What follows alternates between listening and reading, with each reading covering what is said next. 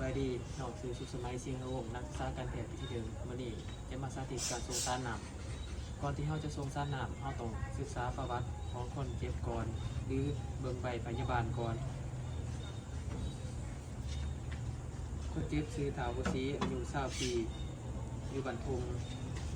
เมืองปักเสกแห่งจังหวัดตากนอนอยู่ห้อง3 เตียง 2มาด้วยอาการอิดเมื่อยท่านหมอได้สั่งให้ไปทรงสารน้ำให้สบายดีชื่อถาวรศรีบ่ได้ เนื้อแม่นแล้ว อายุ20 ปีเนาะ มาจากบ้านโพงเนาะ เนื้อน อนดี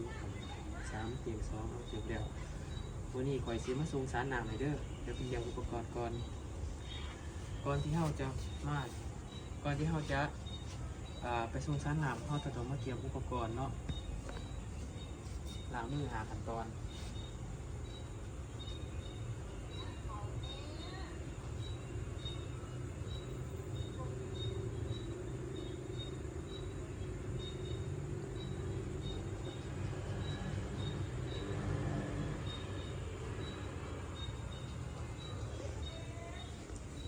หลังจากล้างมือแล้วเราต้องใส่ถุงมือนี่เป็นถุงมือสะอาด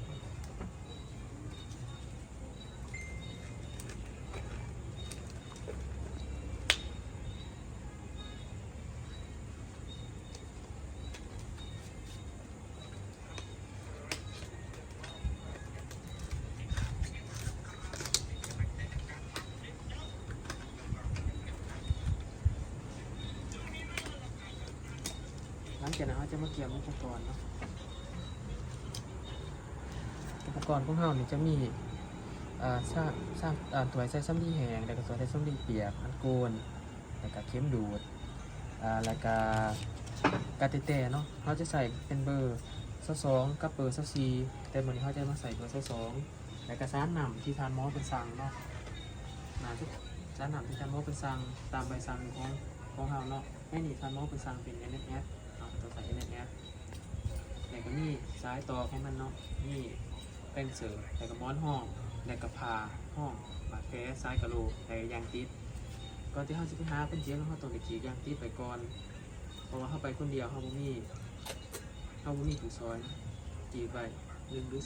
2ยานเนาะ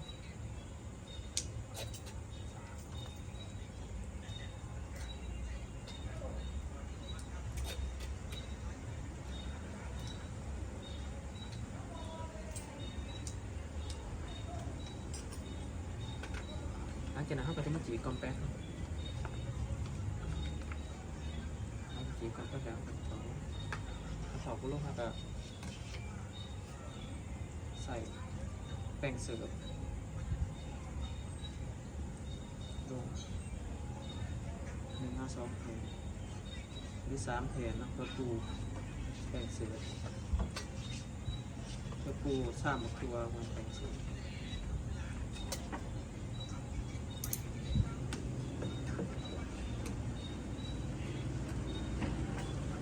หลังจากนั้นเราจะมาต่อสารน้ำ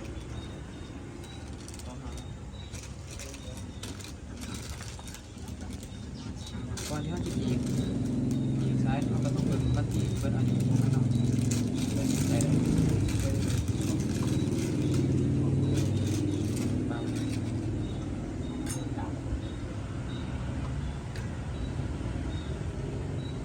สีเราซับดีออกมาเนาะซับดีเปียก1 5 2หรือ3ก็ได้แล้วก็ซับดีเห็นเนาะ2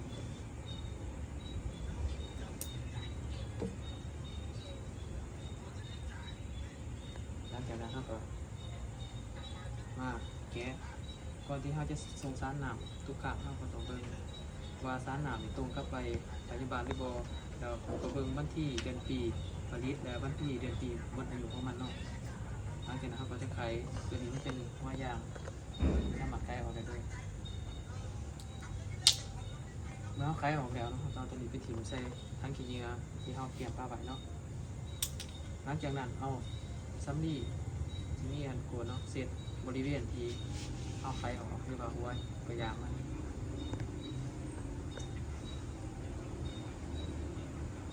เสร็จแล้วเอากับปลาไว้ใส่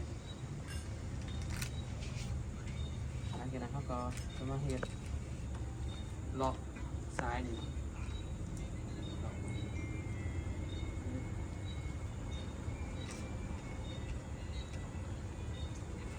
เขาก็จะมาจีกเขาก็จะมาจีกกระติแตเนาะวิธีจีก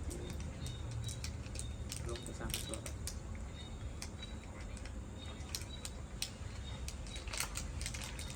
จีกทั้งทีนะ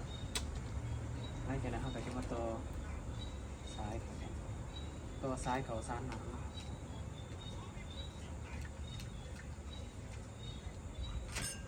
ก็แล้วนี่มีกระไห้ดึงสีลักษณะนี้แล้วลอกไปต่อซ้ำบีบเนาะ1 หรือ 2ขังเพื่อให้น้ำลงมาเย็นในกระไขอากาศหลังจากนั้นเราก็จะปล่อยยาลงจากกาถ้าเขาปล่อยไว้แล้วมันจะมีอากาศนะครับต้องปล่อยช้าๆ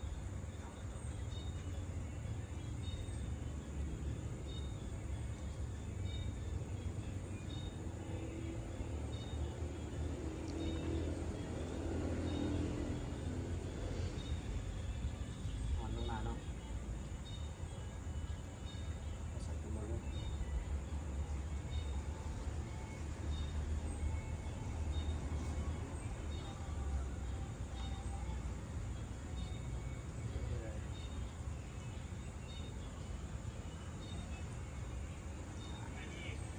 จะได้แล้วก็จะหลอกไปเนาะ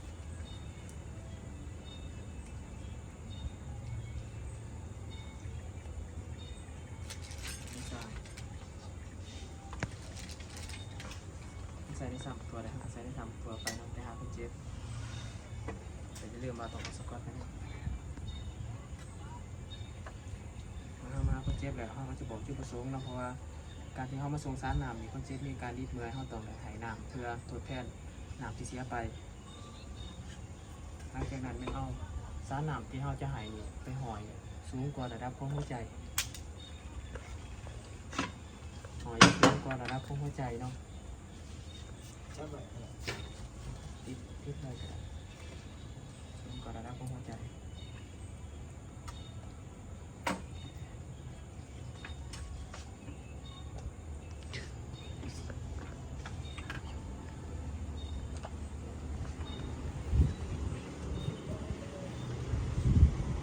เอาตัวน้ำม้อนห้องเราไปห้องบอลที่เขาจะแทงแล้วก็มาซ้ายกะโหลเนาะห่างจากจุดจะแทงนี่มันสั่งเนาะเพื่อเฮ็ดให้เส้นของคนเส้นเลือดของคนเจ็บฟูโตได้ดีเนาะ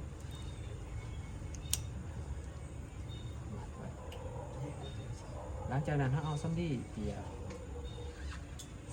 กเนาะเซตบริเวณที่เราจะแทงเข็มเซตเป็นกดห้อยออกเนาะในกรณีนี้เราต้องเลือกหาเส้นที่ว่ามันบกโคตรเส้นที่มันบกโคตรแล้วก็เป็นเส้นใหญ่สังเกตหาได้ง่ายขั้นเส้นโคตรเราจะบ่เอาเนาะดีเกลี่ยเส้นที่มันโคตรมันงอหลังจากเราเส้นแล้วเราก็จะทิ้งซ้ำ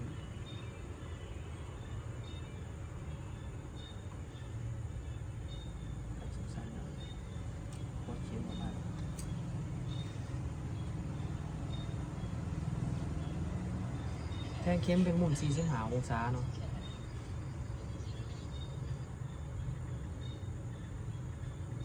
หลังจากที่ว่าถึงแล้วเขาก็จะได้เข็มลงปั๊บลงแล้วก็ตูดเข็มเขา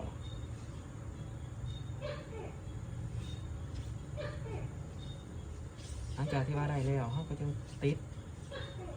สกอตเนาะเพื่อควบทีหัวเข็มบ่ให้มีการเล้งตีง1 หรือ 2แผ่น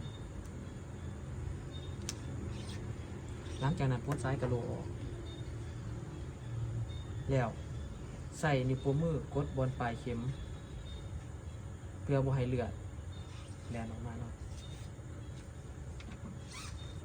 หลังจากนั้นต่อซ้ายน้ำเขาอย่าปล่อยน้ำเนาะซื้อว่าได้แล้วเนาะ ถ้ามันได้แล้วเราก็จะปล่อยมันไว้อยู่จังซั่นก่อนแล้วจะติดสกอตเนาะในการติดสกอตนี่เราจะต้องส่วนเข็มส่วนกดเข็มเนาะเป็นลักษณะแบบนี้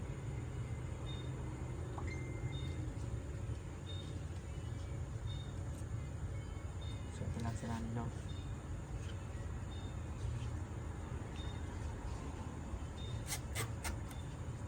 แล้วก็ติดสกอต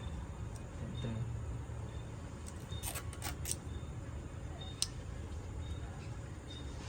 ซึ่งว่าเห็ดอยู่นี่มันเห็ดในหุ่นจำลองเนาะมันจะติดสกอตหยาบแล้วก็พับเก็บซ้ายเนาะบ่ให้เกลียด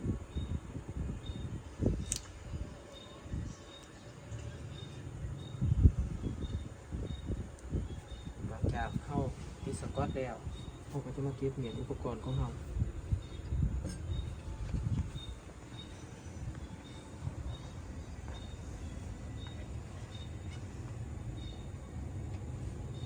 หลังจากเก็บเหรียญอุปกรณ์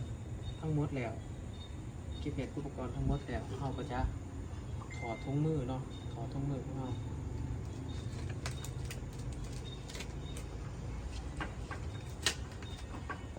แล้วก็ทิ้งเนาะแล้วก็ไปล้างมือแล้วมาให้สุขศึกษาคนเจ็บเนาะให้สุขศึกษาแบบใดบอกคนเจ็บว่าบ่ให้คนเจ็บยกแขนสูงก็หรือว่าให้ท้องน้ำนี่ต่ำกว่าระดับของหัวใจเนาะเพราะจะเห็นให้เดือนขึ้นมากสองแล้วบ่ให้คนเจ็บพยายามบ่ให้พับแขนเขาเนาะจะเห็นให้น้ำเบิดซ่าสามมาแล้วก็บ่ควรเกาหรือดึงเนาะเพราะว่าจะเห็นให้เข็มนี่ดูดได้ถ้ามีการอุดตันหรือว่าแนวใดให้เอิ้นแพทย์เนาะหลังจากนั้นแล้วแพทย์เฮานี่ก็จะเฮ็ดใบเอทิแกสหรือว่าวันมดของน้ำหยอดน้ำเท่าใดก็วันมดของมันเท่าใดจะไปติดใส่ถุงน้ำเนาะหลังจากนั้นแล้วก็บันทึกใส่ใบพยาบาลไว้ว่าสงสารน้ำนั้นๆในเวลานั้นๆแล้วก็เส้นกำกับผ่านการสงสารน้ำมาหอนนี่เป็นมดว่าขอบใจ